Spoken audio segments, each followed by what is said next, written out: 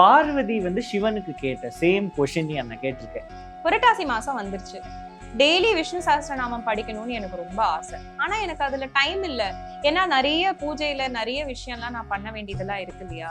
So என்ன பண்ணலாம்னு ஏதாவது டிப்ஸ் கூட. பார்வதி சிவனுக்கு கேட்ட சேம் கொஸ்டின் என்ன கேட்டிருக்கேன். அதாவது விஷ்ணு சஹஸ்ரநாமத்தை ஷார்ட்கட்ல எப்படி படிக்கிறதுன்னு. ஸ்ரீராம ராம ராமேதி ரமே ராமே மனோரமே சஹஸ்ரநாம தத்துல்யம் ராமநாம வரானனேன்னு ஒரு ஸ்லோகம். அதை படிச்சா மொத்த விஷ்ணு சஹஸ்ரநாமம் படிச்சதா சொல்றாங்க. அது ஏன்னு தெரியுமா? அதாவது 3 வாட்டி ராமா ராமா ராமான்னு வருது. ஒரு சான்ஸ்கிரிட்ல அந்த ராமான்னு சொல்லும் போது ரா ரா 2வது எழுத்து, ப ஃப ப ப மா அது 5வது எழுத்து. இப்போ 2ம் 5ம் மல்டிப்ளை பண்ணா உனக்கு 10 வருது. 10ம் 10ம் மல்டிப்ளை பண்ணா 100 வரும். 100ம் 10ம் மல்டிப்ளை பண்ணா 1000 வரும். இந்த ஸ்ரீராம ராம ராமேதி மட்டும் சொன்னேன்னா மொத்த விஷ்ணு சஹஸ்ரநாமம் இந்த ஒரு ஸ்லோகத்துல சொன்ன மாதிரி.